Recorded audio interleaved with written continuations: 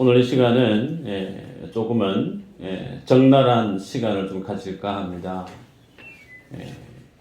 마음이 불편한 혹 있을지 모르겠어요. 그런데 우리 모두의 솔직한 마음이 아닌가 싶은 부분은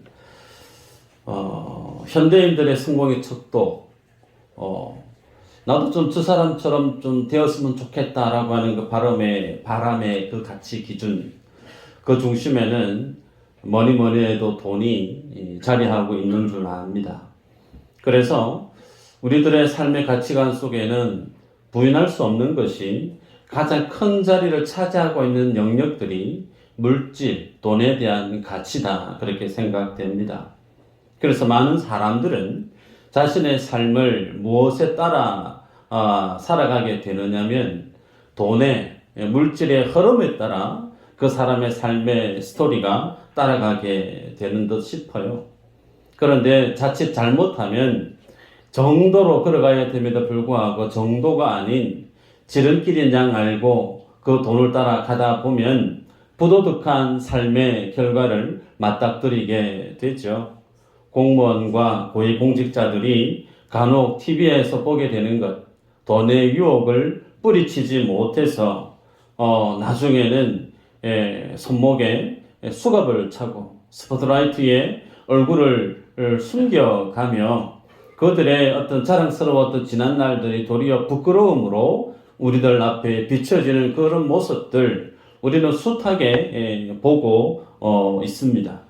그러면서 그들의 잘못된 부분을 우리들은 지적할 수 있고 또 비판할 수도 있죠.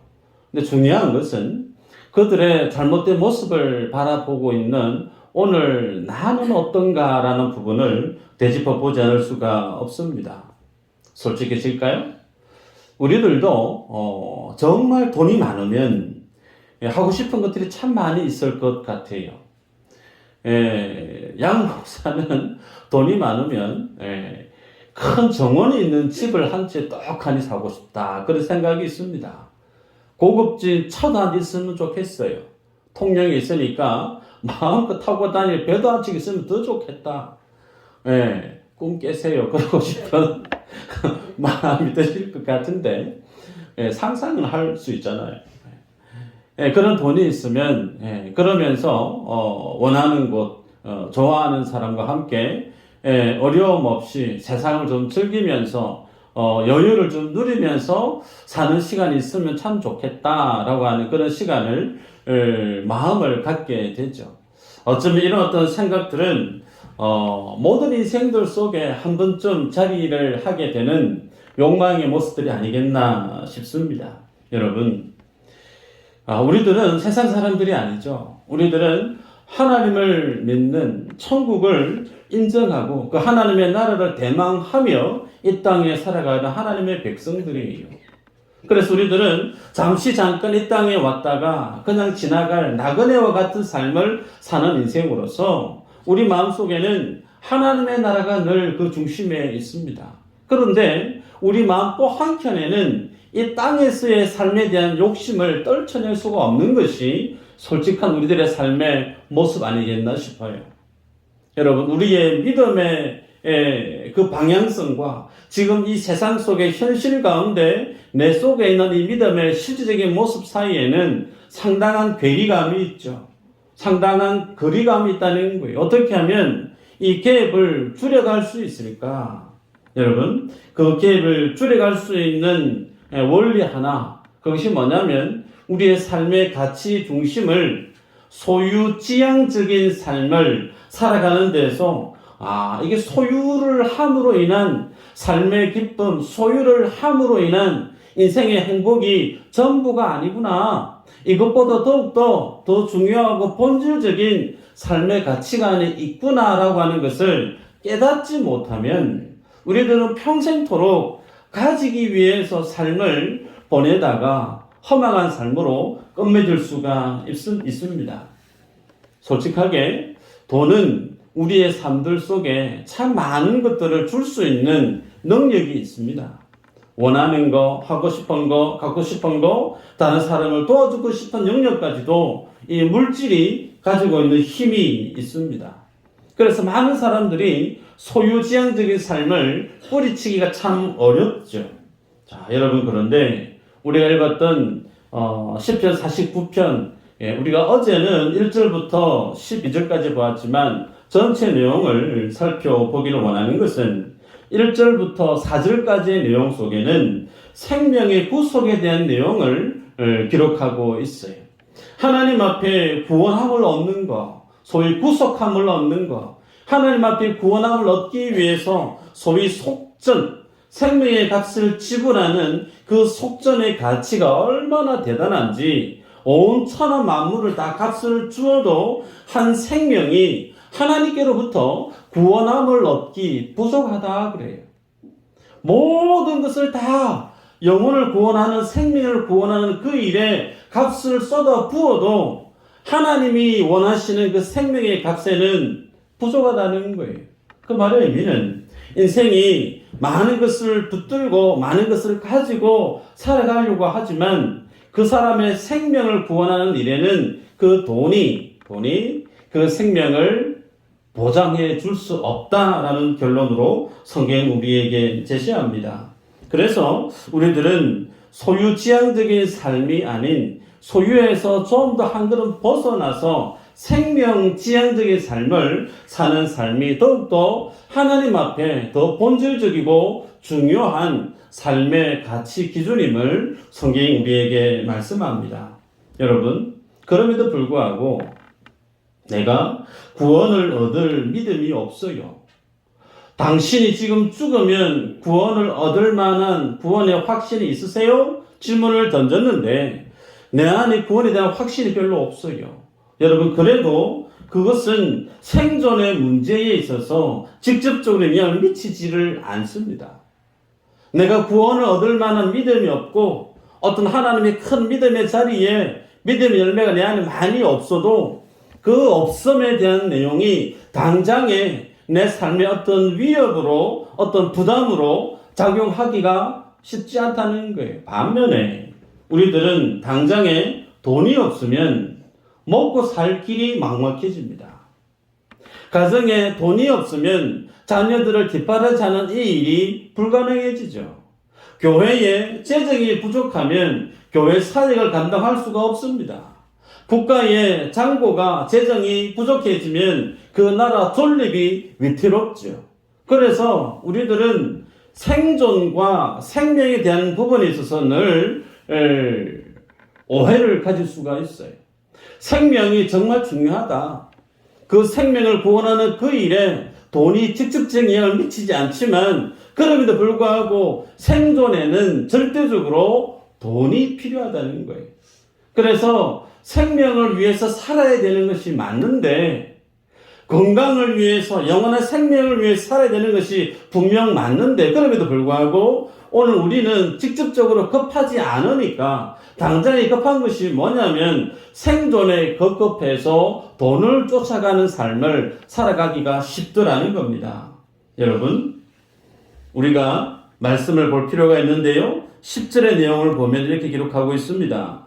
그러나 그는 지혜 있는 자도 죽고 어리석고 무지한 자도 함께 망하며 그들의 재물은 남에게 남겨두고 떠나는 것을 보게 되리로다. 무슨 얘기냐면 예수님을 믿는 사람이든 믿지 않는 사람이든 모든 사람이 다 죽는다는 거예요. 그죠? 제가 예언합니다. 100년 뒤에 이 자리에 계실 분은 한 분도 안 계실 줄 믿습니다. 네. 그 말의 의미는 우리가 이 땅 가운데 애쓰고 수고해서 많은 것을 쌓아놓고 살아도 주님 앞에 갈 때 가지고 갈 수 있는 것이 하나라도 없다는 거예요. 다 두고 떠난다는 겁니다. 자, 그리고 14절을 보면 그들은 양같이 서울에 두기로 작정되었으니 사망이 그들의 목자일 것이라. 정직한 자들이 아침에 그들을 다스리리니 그들의 아름다움은 소멸하고 수월이 그들의 거처가 되리라. 예. 사람이 죽고 난 이후에 가는 세상, 성경을 그것은 스오울이라고 표현하고 있습니다. 이전에 개혁성경에서는 그것을 엄부라고 기록하고 있어요. 그래서 스오울이나 엄부나 같은 뜻으로 여기시면 되는데 죽음 이후에 하나님과 상관이 없는 소위 우리가 알고 있는 지옥, 그곳으로 가게 되어진다라는 거예요. 그런데 그곳에 가게 되어지면 그가 젊은 날에 가지고 있었던 그 모든 부귀의 영화든 그가 누렸던 아름다움이든 이 세상에서 남들에게 자랑할 만한 그 모든 가치들은 스올에 가게 되어지면 엄부에 죽음의 자리에 떨어지게 되어지면 그 모든 것들은 의미 없다는 거예요. 그래서 이 땅 가운데 살아가는 그 모든 자랑거리, 이 땅 가운데 갖고 싶어하는 그 모든 것들은 이 땅에서만 한계가 주어질 뿐이지 죽고 난 이후에는 아무 소용이 없다라고 성경은 우리에게 얘기합니다. 뿐만 아니라 16절 이후로 우리가 읽었지만 사람이 치부하여 그의 집에 영광이 더할 때에 너는 두려워하지 말지어다. 그가 죽음에 가져가는 것이 없고 그의 영광이 그를 따라 내려가지 못하리로다. 그가 비록 생시에 자기를 축하하며 스스로 좋게 함으로 사람들에게 칭찬을 받을지라도 그들은 그들의 역대 조상들에게로 돌아가리니 영원히 빛을 보지 못하리로다. 여러분, 무슨 얘기일까요? 나는 가난한데, 나는 예수님 믿고 나름 정직하게 살고 성실하게 살아가는데 나는 참 가난하다는 거예요. 자랑할 것이 많이 없고, 반면에 다른 사람은 정말 부하게 사는 것 같고 내가 볼 때 부러워할 만한 것들이 너무 많은 인생이에요. 근데 성경은 그런 것을 바라보면서 하나 부러워할 것 없다라고 권면하는 거죠. 왜요? 그들이 갈 때 그들의 조상이 갔던 그곳으로 하나님과 상관없는 스월로 엄부로 갈 인생들이기 때문에 하등에 이 세상에서의 기뻐하고 이 세상에서의 부러워할 것들 전혀 없다라고 우리에게 말씀합니다.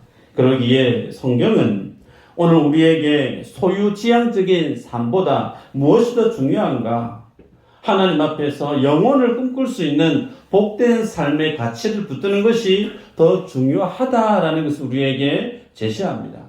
그러면 소유지향적인 삶에서 우리가 벗어나서 하나님이 우리에게 주시기를 원하시는 영혼을 꿈꿀 수 있는 삶에 대한 그 비책은 무언가 볼까요? 15절인데 같이 한번 읽어보십시다. 15절 시작.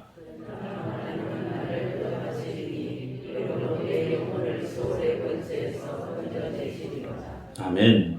자, 여러분 여기 보면 복된 삶의 성경이 말씀하는 참 행복한 삶의 그 근거, 그것이 뭐냐면 내 영혼을 스올의 권세에서 건져내시는 하나님의 은총, 그 하나님의 사랑을 아는 데 있다라고 그래요. 여러분, 죽음의 자리에서 벗어날 수 있는 길은 우리의 열심, 우리의 노력과 하는 게 상관이 없어요. 우리가 하나님께로부터 구원함을 입을 수 있는 길은 전적인 하나님의 주권이에요. 전적인 그 하나님의 능력에 달려 있다는 거예요. 그런데 그 하나님이 찾아오셔서 나를 그 죽음의 자리에서 번쩍 들어서 생명의 자리로 영원한 그 하나님의 나라로 옮겨주시는 것, 그것을 우리는 하나님의 은혜, 하나님의 은총, 그리고 그것을 뭐 한다는 거예요? 아는 것. 그것이 정말 인생이 이 세상 가운데 살아가는 가장 복된 삶의 근거다라고 우리에게 제시합니다. 그래서 이런 하나님의 은혜, 하나님의 구원, 하나님의 은총을 모르는 자는 짐승이 그냥 왔다가 죽어가는 것과 다를 바 없다라고 교훈하죠. 여러분, 예수님은 생명에 대해서 이렇게 말씀을 하셨어요. 요한복음 17장 3절에 영생은 곧 유일하신 참 하나님과 그의 보내신 자 예수 그리스도를 아는 거요? 크게 하십시다. 어떤 거요? 영생은 예수 그리스도를 아는 것이래요. 제가 우리 교회에 와서 예수 믿는 것이 어떤 것이고 구원 얻는 것이 어떤 것이고 생명이 무엇이고 영생이 어떤 뜻인지 참 많이 얘기했던 것 같아요. 말씀 나눴던 것 같은데 여러분, 그래서 우리가 예수님을 믿어서 구원 얻는 거, 예수님을 믿어서 참 생명, 영생을 지닌 인생으로 살아가는 거 우리 모두는 이제 많이 들어서 아멘으로 화답할 줄 믿습니다. 근데 이렇게 말씀을 드려도 또 마음 한켠에는 그래도 목사님 돈이 있어야지요. 그래도 돈이 중요한 걸 어떡합니까? 돈이 있어야 먹고 살 수 있고, 돈이 있어야 자식들 뒷바라지도 하고, 돈이 있어야 하나님 일도 할 수 있고, 그래도 돈이 되지 않겠어요? 라고 얘기하시는 분이 있을 수 있습니다. 틀린 말은 아니죠. 그런데 그 돈이라고 하는 부분을 쫓아갈 것이 아니고, 하나님의 예배자는 무엇을 쫓아가야 된다고요? 나를 구원하신 그 하나님을 아는데, 하나님 나를 어떻게 구원해 주셨고 그 구원의 구체적인 삶의 의미가 어떻게 드러나야 되는지에 대한 하나님의 진리를 따라가는 그 삶에 우리의 믿음의 보폭을 맞춰야 된다는 거죠. 이렇게 말씀을 전해도 어떤 분들은 지식적으로는 심적으로는 공감을 하고 속으로 아멘을 함에도 불구하고 선뜻 성경에 기록하고 있는 말씀대로 내 삶을 그 말씀 위에 턱하니 올려놓고 말씀대로 순종하고 살아가기가 사뭇 두려워지는 분이 있을 수도 있습니다. 안식일을 거룩히 지키라. 주일을 거룩히 지키라. 주일날 장사해야 되는데 주일날 문 닫고 교회 와서 예배 드리는 거 계산을 해보면 손해일 것 같고 뭔가 잘 안 될 것 같은데 그런 어떤 하나님의 말씀 앞에 선뜻 순종하기가 쉽지 않을 수 있습니다. 내가 먹고 살아가는 물질에 한계가 있는데 교회에 대해서 헌금의 리스트가 있고 선교하고 구제하고 다양한 헌금에 내 물질을 내어놓는 것이 조금 아까워서 그 말씀 앞에 내가 순종하기가 어려워하는 분이 혹 있을 수도 있어요. 그렇죠? 여러분, 그럼에도 불구하고 주님이 우리에게 이런 어떤 믿음의 주저함, 믿음에 대한 말씀에 대한 순종함이 있어서 좀 두려워하는 소위 믿음 없는 우리의 모습에 대해서 주님이 어떻게 우리의 삶을, 우리의 구원을 이끌어 가시는가 볼까요? 마태복음 16장 26절에 이렇게 말씀합니다. 사람이 만일 온 천하를 얻고도 제 목숨을 잃으면 무엇이 유익하리요? 사람이 무엇을 주고 제 목숨과 바꾸겠느냐? 지금 주님이 제자들, 특히 이 말씀은 수제자로 불려졌던 베드로에게 던졌던 말씀이에요. 그 말씀의 중심은 목숨이죠. 생명이에요. 이 말씀을 주실 때 예수님이 그 사전에 많은 제자들에게 예수님이 십자가를 지시고 고난을 당하시고 그 다음에 죽고 부활할 것에 대해서 소상히 다 말씀을 전했습니다. 그 말씀을 전해 들었던 많은 제자들 중에 베드로는 예수님이 부활하시고 다시 살아난다는 그 말씀은 귀에 잘 안 왔던 것 같아요. 첫 번째 말씀부터 부딪히니까 예수님이 고난당하시고 죽으신다고 하시니까 그냥 가로막는 거예요. 무슨 일이 있어도 주님 죽으실 수 없다고, 그래서는 안 된다고 딱하니 예수님 앞에 가로막는 거예요. 그 모습을 봤던 예수님이 베드로에게 뭐라고 얘기합니까? 사탄아, 내 뒤로 물러가라. 너는 하나님의 일을 생각하지 아니하고 사람의 일을 생각하는지라. 여러분, 베드로를 주님이 정색하면서 책망하십니다. 사탄아, 내 뒤로 물러가라. 너는 사람의 일을 생각하고 하나님의 일을 생각하지 아니한다. 여러분, 정리해 볼까요? 사탄의 일이 무슨 일이에요, 그럼? 사람의 일이에요. 사탄의 일은 사람의 일이라고 주님이 말씀했어요. 하나님의 일은요, 십자가에서 주님이 죽으시고 부활하시는 그것이 하나님의 일이라는 겁니다. 그래서 주님이 십자가에서 죽으시고 부활하시는 이 일, 그런데 베드로를 비롯한 많은 제자들은 그것을 지금 가로막고 있는 거예요. 왜 가로막고 있을까요? 주님 십자가 지시면 안 된다는 거죠. 주님이 십자가 죽으시고 난 이후에 부활하셔서 하나님의 영광을 드러내는 그거 우리 원하는 거 아니라는 거예요. 우리가 원하는 건 주님 고난 당하지 아니하시고 십자가 죽지 아니하시고 지금 그 모습 그대로 영광 받으시는 모습이 우리가 원하는 모습이라는 겁니다. 여러분, 세상에 많은 사람들이 이 삶의 길을 벗어나는 법이 없어요. 고난 말고 영광, 오케이. 고생 말고 행복한 일, 오케이. 우리들의 선택은 늘 이 범주를 벗어나는 법이 없습니다.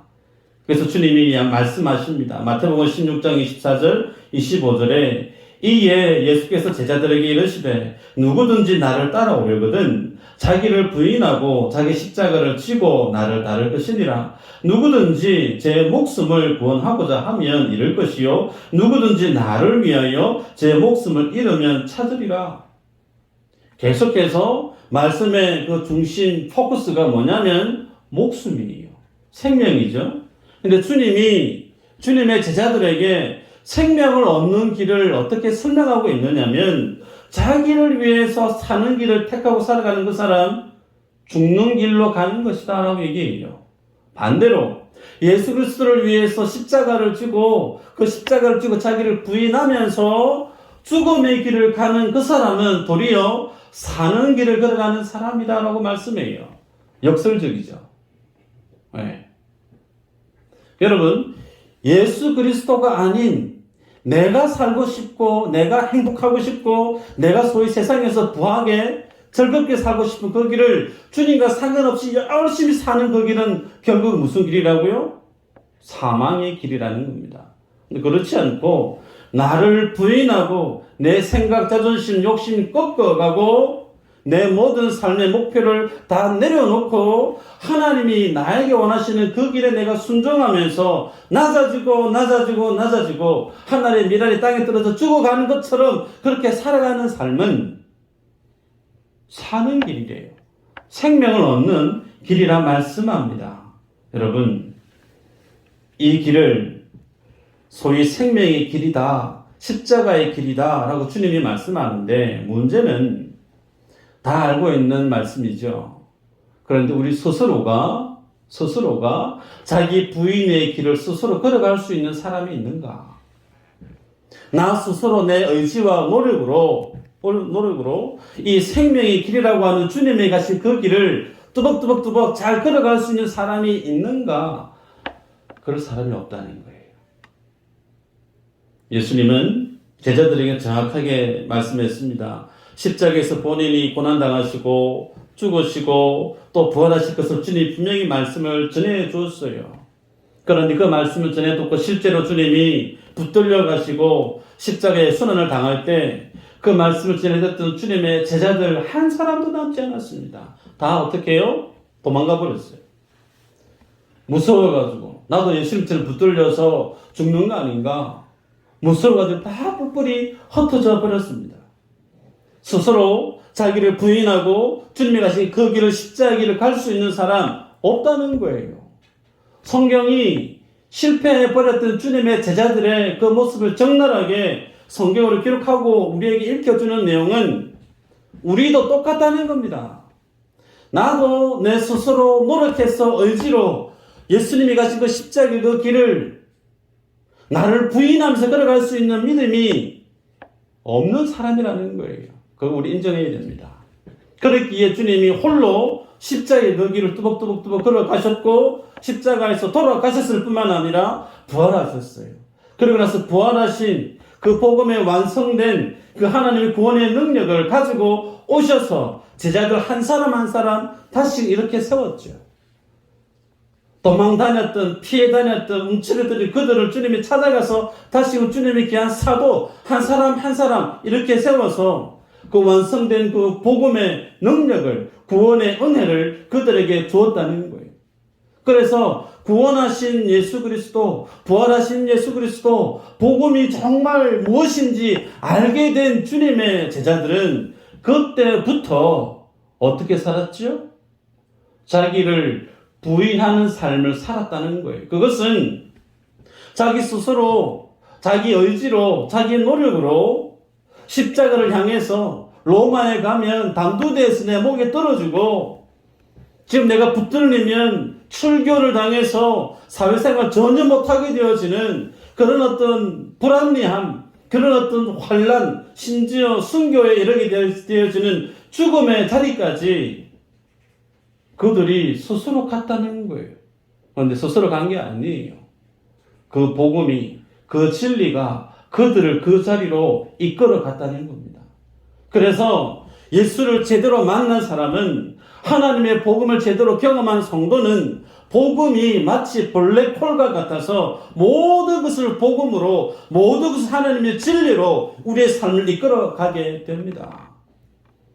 내 안에 죄악이 무엇인지 알게 되고, 내 안에 부끄러움이 뭔지 무엇인지 알게 되고, 내가 왜 살아야 되는지에 대한 삶의 정체성, 목적까지도 주님의 말씀 안에서 우리를 계속해서 깨우치는 거예요. 종국에는 내 자존심도 내려놓게 되는 것을 배우게 됩니다. 내가 가고 싶은 삶의 길이 정해져 있음에도 불구하고 하나님이 그 길 아니라고, 이 길을 가라고 말씀하실 때 나는 정말 가고 싶지 않음에도 불구하고 주님을 만난 사람은, 복음을 아는 성도는 내 욕심을 꺾고 자존심을 꺾고 내 바람을 다 내려놓고 복음이 나를 이끄는 대로 걸어가더라는 거예요. 그들이 누굴까요? 성도입니다. 그들이 교회라는 거예요. 그래서 이 믿음의 길을 함께 걸어가는 우리가 되어지길 주의 이름으로 축복합니다. 성경에는 이와 같은 부분에 있어서 고민하고 있는 내용들을 주님이 비유로 하신 말씀이 있습니다. 누가복음 12장 13절 이후로 보면 한 형제 중에 동생이 부모님이 죽고 난 이후에 유산의 문제를 들고 와서 예수님 앞에 청합니다. 형이 유산을 더 많이 가져갔다는 거죠. 그래서 주님 앞에 나와서 형과의 유산 문제에 있어서 균등하게 나누어 가질 수 있도록 주님이 중재 역할을 해주시면 좋겠습니다라고 부탁을 해요. 그 당사자에게는 돈이 중요하다는 거죠. 그 당사자에게는 부모님으로부터 내가 받아야 될 그 유산을 가지고 살아가야 될 그 일이 참 중요했다는 거예요. 공감할 수 있는 영역이죠. 그런데 그렇게 간절함으로 중요한 삶의 문제를 들고 나왔던 그의 요구사항에 대해서 주님이 어떻게 말씀을 하셨느냐면, 사람의 생명이 소유에 능력함이 있지 않다. 도리어 그 인생에게 무릇 탐심을 물리치라라고 얘기합니다. 탐심을 물리치라. 사람의 생명은 소유에 많고 적에 있지 않다. 그러면서 그 사람의 요구사항을 주님이 거절하세요. 그리고 나서 주님이 어리석은 부자의 비유의 말씀을 하십니다. 한 부자가 있는데 농사를 지었어요. 소출이 그 해에 아주 많았습니다. 그래서 그것을 다 거둬들이려고 하니 창고가 부족해요. 창고를 정축합니다. 정축한 그 모든 창고마다 곡식을 넣었는데 다 들어가요. 가득히 쌓여져 있는 곡식 창고를 보면서 그 부자가 뭐라고 얘기할까요? 이제 먹고 마시고 쉬고 즐기자. 네. 여러분, 이 모습은 어쩌면 세상 많은 사람들이 바라는 삶의 로망 아니겠나 싶어요. 나도 내 통장 잔고에 참 많은 돈이 있어서 이제는 수고롭게 일하지 아니해도 좀 먹어가고 좀 친구들하고 좀 여행도 다니고 좀 하고 싶은 것을 마음껏 하면서 나도 좀 즐기면서 살았으면 좋겠다라고 하는 이런 생각들, 바쁜 일상에 젖어있는 많은 사람들에게 정말 한 번쯤 그런 삶을 살아보고 싶은 그런 마음 다 있지 않겠어요? 그런데 그런 부자에게 주님이 뭐라고 얘기하십니까? 오늘 밤에 너희의 생명을 주님이 취하시면 네가 애써 모으는 그 모든 것들 네 것이 되겠느냐? 그러면서 주님이 두 가지를 얘기해요. 어리석다라는 표현을 썼습니다. 그리고 하나님 앞에 인색한 자가 이와 같다라는 표현을 쓰세요. 여러분, 여기에서 그 부자에게 하나님 앞에 인색하다라는 말씀을 곡해하시면 안 됩니다. 헌금 많이 해야 된다. 그 뜻 아니에요. 그 말씀은 하나님 앞에 인색했다. 소위 하나님을 사랑하지 아니했다는 뜻입니다. 여러분, 하나님을 사랑하는 자는 세상을 어떻게 사느냐면 이웃을 사랑하는 삶으로 살아가요. 그래서 이웃을 사랑하는 자, 그 사람은 하나님을 사랑하는 자입니다. 그러면 이웃을 사랑하는 그가 가지고 있는 재산을 불려갈 수 있는 이유가 있을까요? 없어요. 하나님을 뜨겁게 사랑하는 사람은 이웃을 뜨겁게 사랑해요. 그 이웃에 대한 사랑이 내 안에 뜨거운 사람은 그 삶의 처지를 바라보면 돕고 싶은 마음이 굴뚝처럼 막 피어납니다. 그래서 안타까운 사연을 들어보면 내 것을 나눠주고 싶어요. 돈이 없어서 삶의 형편이 부족해서 몸이 불편해서 안타까운 삶의 스지를 듣다 보면 자연스레 지갑이 열리는 거예요. 그러다 보면 내 재산을 늘려갈 수 있는 시간이 없습니다. 그래서 하나님을 사랑하는 자는 이웃을 사랑하는 삶으로 살아가요. 초대교회 성도들이 그렇게 살았습니다. 성령 임하고 나니까 한 사람도 자기 물건을 자기 것으로 주장하지 아니했다. 왜 그랬어요? 하나님을 사랑하니까. 성령 임하고 나니 주님이 내가 얼마나 귀한 분인지 알게 돼. 곁에 있는 지체가 어떤 분인지 알게 되니까 내 것을 내 것으로 여기지 아니하고 곁에 있는 지체의 필요에 순발력 있게 내 것을 나눠주므로 내가 마음껏 체벌이 될 수는 있지만 그런 삶 살지 않았다는 거예요. 교회는 예수 믿는 사람이 가야 될 삶의 방향은 이와 같다는 겁니다. 저는 이 말씀을 준비하면서 제 기억 속에 두 사람이 기억이 났어요. 한 분은 중국에서 그 자녀를 제가 사역했던 교회에 보내고 본인은 사업을 하시느라 또 다른 교회에 출석하셨던 집사님인데 그분은 새벽부터 밤 늦게까지 일한다고 시간을 얼마나 힘들게 사시는지 몰라요. 그래서 늘 볼 때마다 눈가가 펜더곰이 되어 있었어요. 늘 바빠가지고 잠을 못 주무셔갖고 다크서클이 여기까지 내려오는 거예요. 주일도 1년 중에 예배를 제대로 드릴 수 있는 날이 몇 번 없었던 걸로 제가 압니다. 그렇게 자녀를 위해서 그렇게 물질을 위해서 새벽부터 밤 늦은 시간까지 그렇게 사셨던 그분이 제가 먼저 추방을 받고 한국에 왔을 때 들어가서 전화가 왔는데 목사님 저 폐암 말기래요. 갑작스럽게 그 얘기를 듣고 제가 놀랐습니다. 그래서 대구에서 서울까지 신방을 갔던 적이 있습니다. 그리고 기도하면서 나름 치유한다고 하셨지만 너무 늦어서 손쓸 수가 없는 거예요. 돌아가시기 이틀 전에 전화가 왔습니다. 1시간 동안 전화기를 붙들고 기도하면서 그분의 마음을 제가 다 느낄 수가 있었어요. 목사님, 내가 예수님 믿는다고 교회 생활 열심히 한 것 같은데 나 예수님 믿는 건지 모르겠어요. 죽는 게 너무 두렵습니다. 나 어떻게 해야 되죠? 죽는 게 두렵다고 지금 내일 모레 의사가 이제 죽는다고 사형 선고를 내려놨는데 그 죽음이 다리에 하반신이 감각이 없어지니까 정말 내가 죽게 되는 건 맞는 사실인 것 같은데 죽음을 맞이할 만한 준비가 전혀 안 되어 있는 거예요. 돈은 많습니다. 그런데 돌아가시기 이틀 전에 1시간 동안 제가 복음을 전하고 그러면서 두려워 떨었던 그 모습이 생생히 느껴졌습니다. 이틀 뒤에 돌아가셨어요. 지난주에 저와 함께 선교 훈련을 받았던 동기 선교사님 사모님이 저희를 만나려고 서울에서 여기까지 오셨어요. 그래서 남편 되시는 선교사님 어디 가셨어요? 그랬더니 돌아가셨다는 거예요. 깜짝 놀랐습니다. 그분은 의사 선교사님이세요.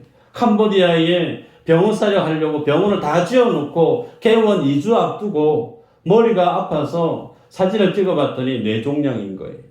손쓸 겨를이 없는 겁니다. 한국에 들어와서 치료하시다가 돌아가신 거예요.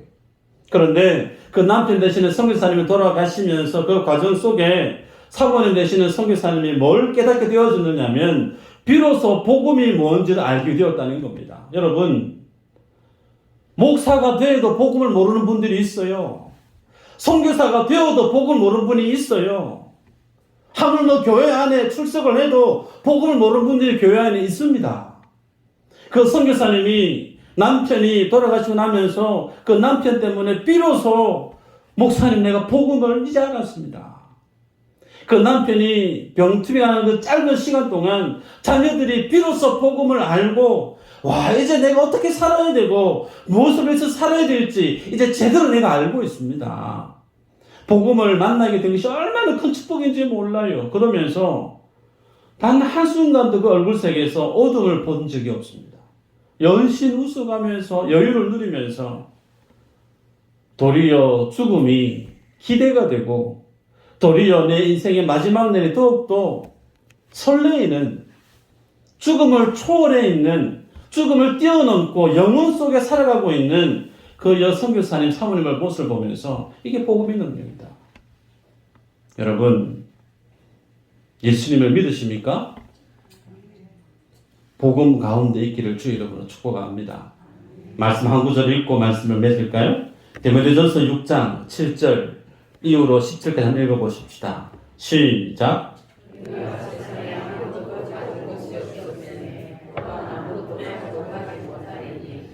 우리가 먹을 것과 입을 것이 있은즉 족한 줄로 알 것이니라. 부하려 하는 자들은 시험과 올무와 여러 가지 어리석고 해로운 욕심에 떨어지나니 곧 사람으로 파멸과 멸망에 빠지게 하는 것이라. 돈을 사랑함이 일만하게 뿌리가 되나니 이것을 탐내는 자들은 미혹을 받아 믿음에서 떠나 많은 근심으로써 자기를 찔렀도다. 아멘. 여러분 생존을 위해서 살지 마시고 생명을 위해서 사시는 분 되시기를 주의 이름으로 축복합니다. 그 생명을 누리는 자는 하나님을 사랑합니다. 그 생명을 소유한 자는 이웃을 사랑하기 바빠요. 그 사랑하기 바빠서 세상 속에서 생명의 가치를 쫓아 살아가기에 뒤돌아볼 때 뒤돌아보았던 그 삶이 더욱더 빛납니다. 이것이 성도, 이것이 구원받은 성도가 살아가는 삶의 영광스러움이죠. 누군가가 내 인생의 뒷길을 뒷조사를 하는데 뒤를 캘 때마다 부끄럽고 숨고 싶고 감추고 싶은 인생이 있는 반면 성도의 삶은 그렇지 않다는 거예요. 뒷조사를 하면 할수록 박수 쳐주고 싶은 삶이 드러나는 인생, 그 모든 주인공들이 여러분 되시기를 주 이름으로 축복합니다. 기도합니다. 하나님 감사합니다.